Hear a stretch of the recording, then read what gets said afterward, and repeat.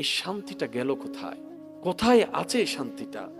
যে শান্তির তালাচে প্রত্যেকটা পুরুষ নারী তৃষ্ণার্ত নয়নে তাকিয়ে আছে, এই শান্তিটা কোথায়? শান্তি কোথায়? শান্তি কোথায়? শান্তি? রব ডাক দিয়ে বলে, বান্দা পেরেশান কেন তুমি? বান্দা বলে, মওলা শান্তি নাই। খাওয়াই যারে সেই পরে বদনাম করে, যাকে গর্ত থেকে তুলি সেই উল্টাই গর্তে ফেলে, যারে চাদর দিয়ে ঢেকে রেখেছি সে আমার কম্বল টান মারে। মওলা আমি যাকে বুকে টেনেছি সে পিছনে ছুরি মারার জন্য প্রস্তুত হয়ে আছে। এমনকি যাদের জন্য দিন রাত খেটেছি, এক সময় সে আপন জনেরাই, বউটা, স্বামীটা, সন্তানটাই চোখ পল্টি মারে, আমাকে আর চিনতে পারে না। যতদিন দিতে পেরেছি আমার চাইতে ভালো আর কেউ নাই। আজকে আমি 3 মাস অসুস্থ হয়ে আছি, আমার ছেলে আমাকে বর মনে করছে, আমার স্বামী আমাকে বর মনে করছে, আমার বউ আমাকে বর মনে করছে। বউ বলে, আল্লাহ আমি আজকে 30টা বছর দিন রাত পরিশ্রম করে রান্না করে খাওয়াইছি, আজকে 2টা মাস আমি অসুস্থ, বেড রেস্ট, ডাক্তার বলার কারণে আজকে সবাই কানে কানে শোনা যাচ্ছে, মুখে মুখে শোনা যাচ্ছে আমার স্বামীকে নাকি বিয়ে আরেকটা করালে ভালো হবে, আমাকে স্বামীকে নাকি বিয়ে আরেকটা করালে ভালো হবে। তার মানে কি আমি 30টা বছর বউ ছিলাম না, কাজের মেয়ে ছিলাম? আমারও তো একটা প্রশ্ন থেকে যায়, আমার অবদানটা কোথায়?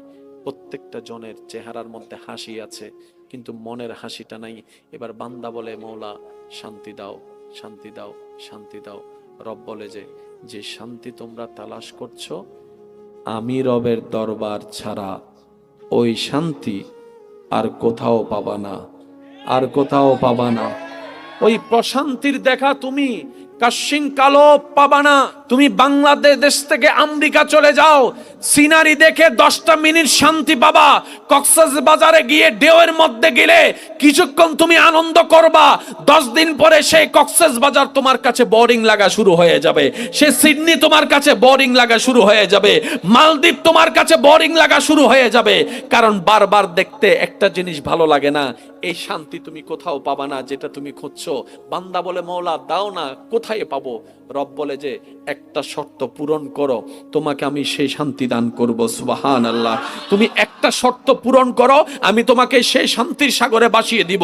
তুমি একটা শর্ত পূরণ করো, মাথার উপর ছাদ না থাকলেও বান্দা তোর মনে শান্তি থাকবেই থাকবে। সুবহানাল্লাহ।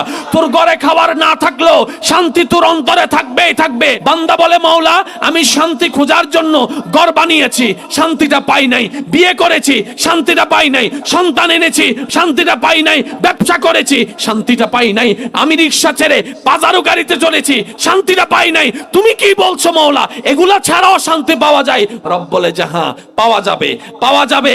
যখন আমি দিব, ঘরের উপর মাথার উপর ছাদ লাগবে না, তোর অন্তরে শান্তি লাগবে। বান্দা বলে, মওলা শর্তটা কি? রব বলে, হুয়াল্লাযী আনজালা সাকিনাতা ফি কুলুবিল মুমিনিন। বান্দারে তুই মনে ভিতরে বাহিরে মুমিন হয়ে যা, আমি আল্লাহ শান্তি নাজিল করে দিব। সুবহানাল্লাহ।